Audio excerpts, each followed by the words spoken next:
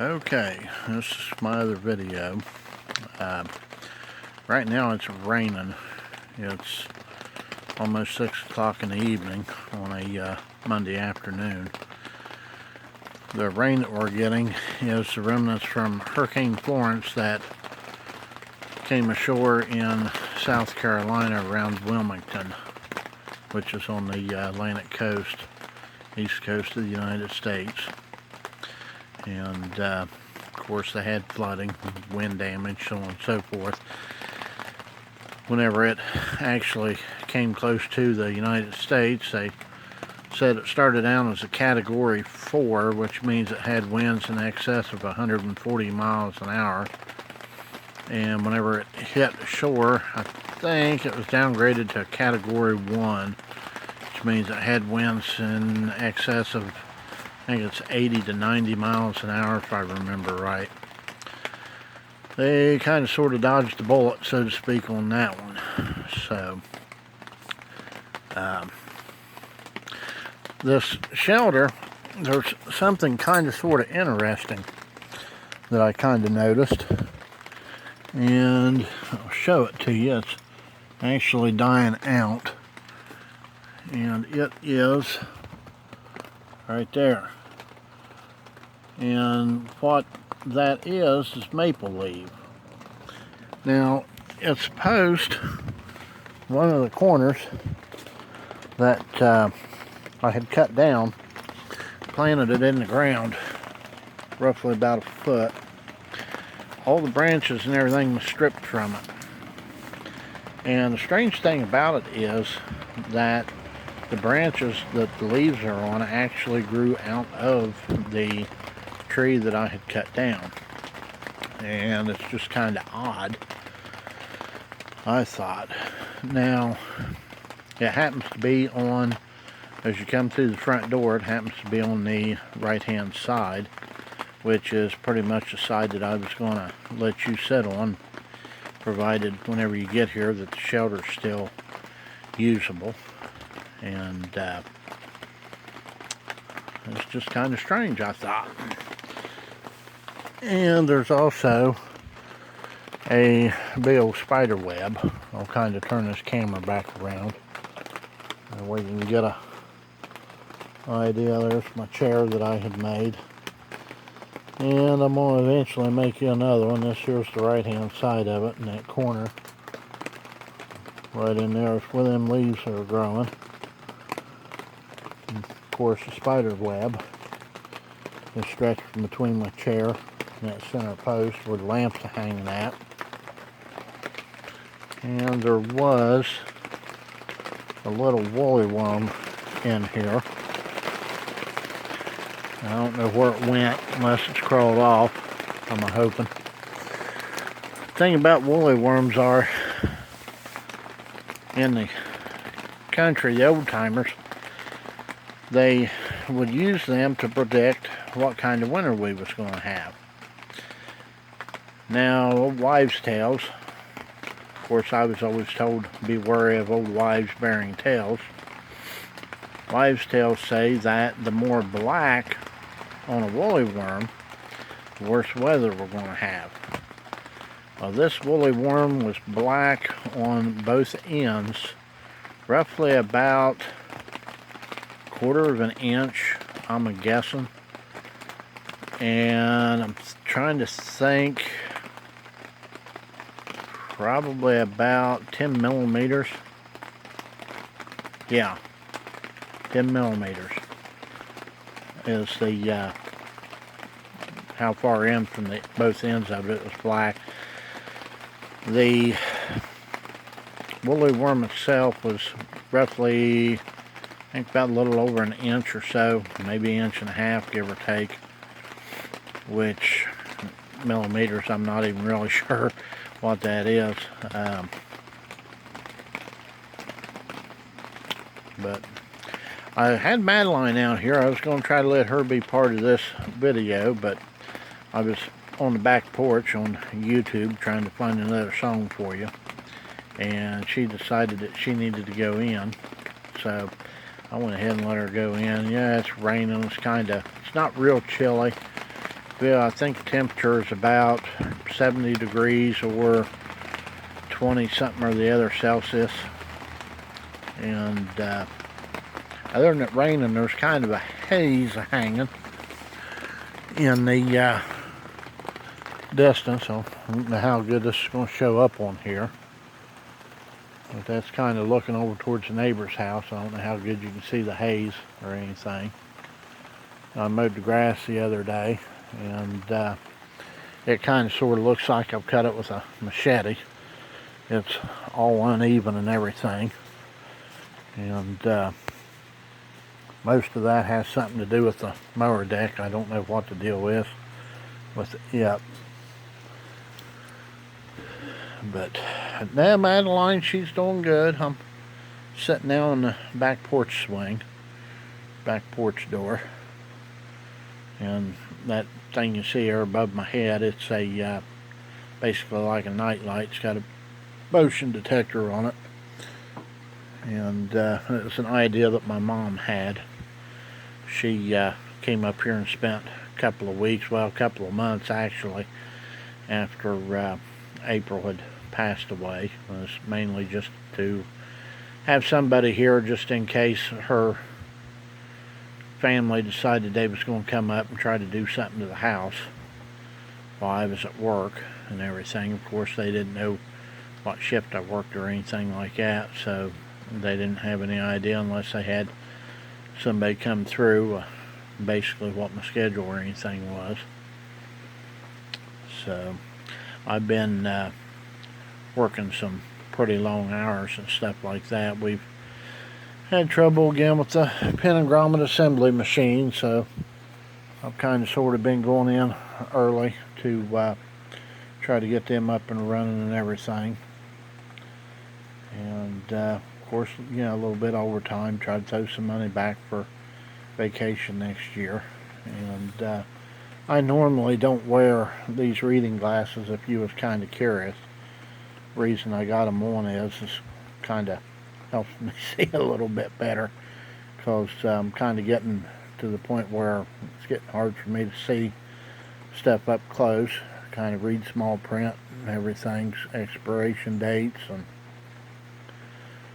usually at work, whenever I'm trying to fill my paperwork out, I can't hardly read what's on the paperwork or anything like that. So luckily enough, I found a pair of safety glasses that has got built-in bifocals, and they're 1.5 power, and of course they say that that's weak, but well, I can see wearing them. These reading glasses I had on, that's pretty much what they are. It's 1.5. I had accidentally got a pair of safety glasses back whenever I used to work in the operating room, that they had built-in bifocals on it, and I didn't know it until after it was too late. I had already started using them in the operating room, and it was kind of neat whenever we did certain procedures that I actually got to sit down right across the table from the doctor. Mostly it was carpal tunnel surgeries, which basically was a injury that people sustain after doing what they call repeated motions with their hands and stuff. And it's an impingement of the carpal nerve in the wrist. And basically, whenever they would go in and do the operation, the palm of your hand right by the wrist, the crease that is made between the palm and the where your thumb comes down at, and then the heel of your hand, basically this area right there is where they would make the incision.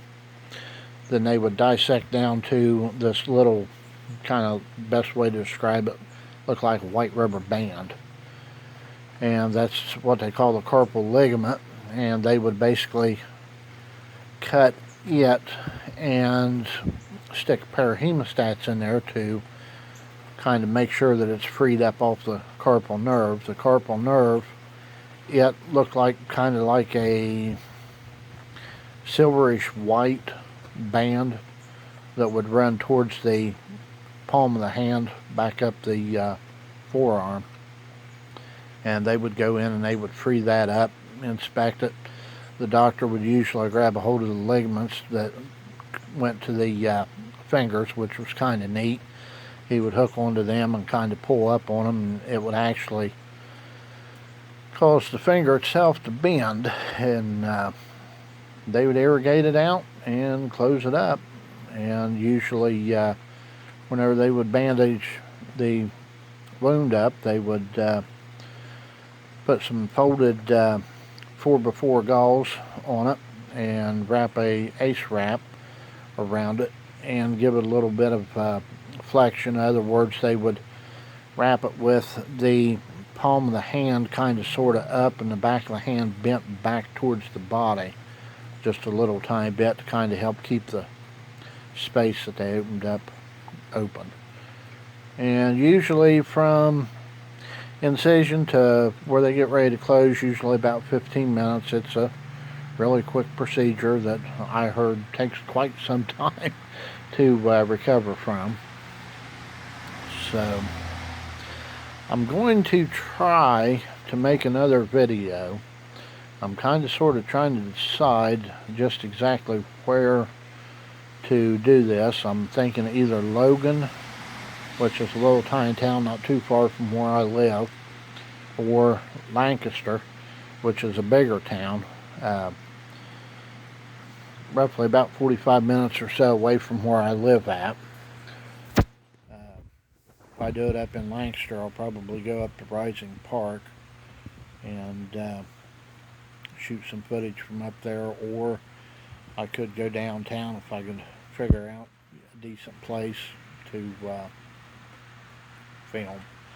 The thing about Rising Park is there's a huge piece of what they call black hand sandstone, and it's basically a remnants of whenever Ohio at one point in time used to be a inland sea, and the sand and everything got deposited and pressures and so on and so forth turned it into rock, and it's basically a city park now. You can actually walk up on top of it. I sent you a picture of me up on top of it quite some time ago. There's a little bit of historical significance behind it.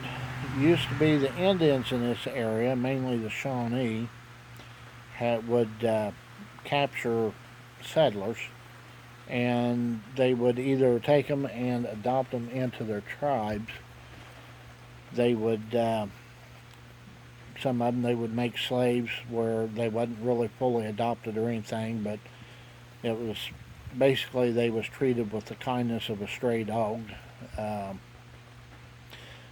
Some of them they would actually take to other places, other Indian villages, and sell them or trade them or take them up to Fort Detroit at the time, which was a British fort back in the 1700s, late 1700s, and sell them to the British up there. And some of them they would even tie up to a stake and burn, just kind of about like the old witch trials. And there was some Indians that was kind of opposed to burning slaves, people that was basically helpless against them. Anyhow, there was three guys, I can't remember sure what their name is. There's a little placard out there at the park that kind of gives a little bit of insight about it. There was actually a book written, and these three guys had went into Ohio, or came into Ohio from Kentucky, and basically caught up with the group that had captured this one individual, which was basically a woman, and they kind of sort of sought refuge in Rising Park on that rock, and said something about an outcropping where they kind of sort of took shelter at, and basically defended for, I think it was like 2 days or something like that, defended their position against a whole entire Shawnee tribe that was trying to get the woman back that they had captured and kill the 3 individuals that had went in to basically rescue her. So it probably might be where I'll do that next video at. And my videos are getting just a tad bit longer. I don't know how they're going to load up to YouTube. Hopefully not too awful bad. This one right here is probably going to be about 20 minutes because I'm right at almost at 16 minutes right now. The car that I got to teach her to drive on, I've been driving it back and forth to work. Make sure that it's going to run and everything. But unfortunately, Friday on the way home from work, the alternator went out on me.